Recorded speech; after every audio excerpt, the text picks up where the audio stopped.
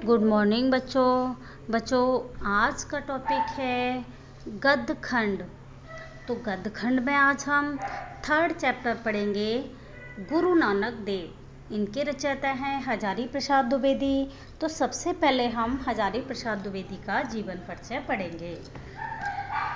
आचार्य हजारी प्रसाद द्विवेदी यशस्वी साहित्यकार का जन्म बलिया जनपद के दुबे का छपरा नामक गांव में एक विद्वान ब्राह्मण परिवार में सन 1907 ईस्वी में हुआ था।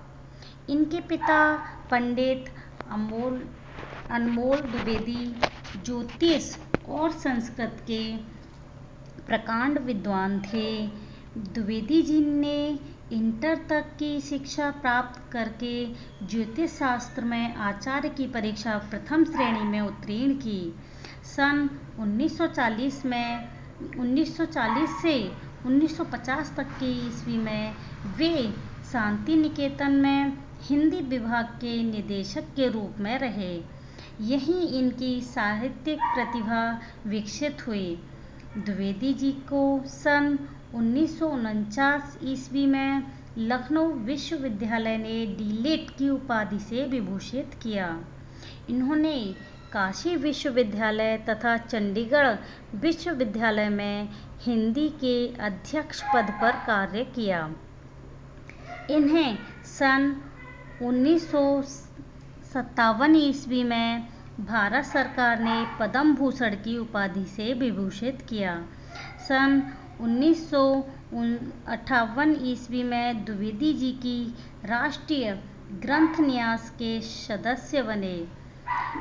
इसके बाद वे उत्तर प्रदेश सरकार के हिंदी ग्रंथ अकादमी से जुड़ गए। इस महान साहित्यिक आत्मा का दिल्ली में 19 मई सन 1979 ईस्वी को निधन हो गया। ये बच्चों इनका जीवन परिचय था। अब हम इनका साहित्यिक परिचय देखेंगे। साहित्यिक परिचय: आचार्य हजारी प्रसाद द्विवेदी उच्च कोटि के साहित्यकार थे। इन्होंने भारत की विभिन्न भाषाओं संस्कृत, बांग्ला, प्राकृत, अपभ्रंश आदि का उन्होंने गहन अध्ययन कर अपनी साहित्यिक रचनाओं में इनका प्रयोग किया। इनके साहित्य में अलंकारों की अधिकता दिखाई देती है। इस कारण इनके साहित्य को पढ़ने में काव्यात्मक आनंद की प्राप्ति होती है। इन्होंने नवीन शैली पर आधारित उपन्यासों, उत्कृष्ट निबंधों तथा विशेष रूप से भावात्मक निबंधों की रचना की है।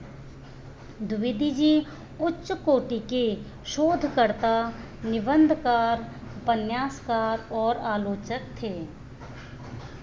साहित्य सृजन एवं साहित्यिक अनुसंधान दोनों ही क्षेत्र में इन्होंने प्रसिद्धि प्राप्त की। इन्होंने सिद्ध साहित्य, जैन साहित्य और अपभ्रंश साहित्य के साथ साथ भक्ति साहित्य पर उच्च स्तरीय समीक्षात्मक ग्रंथों की रचना भी की। यही कारण है कि आज के महान साहित्यकारों में इनको उच्च स्थान की प्राप्ति हुई है। बच्चों ये साहित्यिक परिचय था इनका। नेक्स्ट हेडिंग होगी इनकी कृतियाँ, मतलब रचनाएं। तो इन्होंने क्या रचनाएं करी थी, मतलब आलोचना थी इनकी क्या थी? हिंदी साहित्य की भूमिका, सूर साहित्य, कबीर, सूरदास और उनका काव्य, साहित्य का साथी, हमारी साहित्यिक समस्याएं, साहित्य का मर्म, हिंदी साहित्य का आदिकाल, कबीर ग्रंथि साहित्य आदि इनकी आलोचना थी।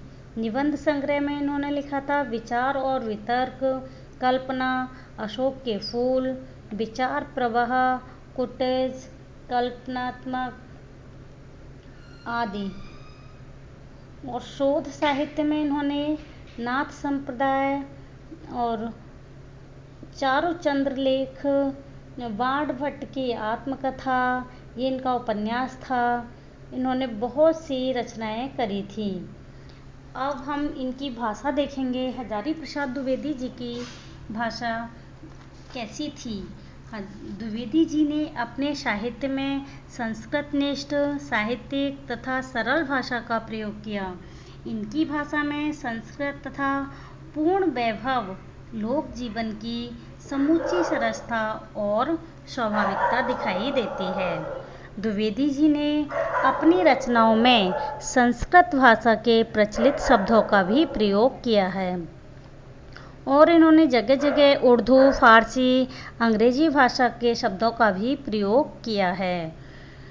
इनकी भाषा में मुहावरेदार और कहावतों का भी प्रयोग हुआ है। अब देखेंगे इनकी नेक्स्ट हेडिंग है शैली। तो द्विवेदी जी की शैली कैसी थी। इनकी शैली में विचारात्मक शैली थी, भावात्मक शैली थी, गणवेशात्मक शैली थी, अलंकारिक शैली थी, आलोचनात्मक शैली, व्यंग्यात्मक शैली आदि शैलियों का प्रयोग किया। नेक्स्ट एंड लास्ट हेडिंग है हिंदी साहित्य में स्थान। आचार्य हजारी प्रसाद द्विवेदी उच्च कोटि के विचारक, दार्शनिक और सुलझे हुए साहित्यकार थे। इनके निबंधों में विचारों की गंभीरता, विषय की स्पष्टता तथा विश्लेषण की सूक्ष्मता मिलती है। आधुनिक हिंदी आलोचकों एवं निबंधकारों में इनका महत्वपूर्ण स्थान है। ये हजारी प्रसाद द्विवेदी जी का जीवन परिचय था जो आपने पढ़ा। अब आप इसे अपनी नोटबुक पर नोट करेंगे। ओके, धन्यवाद।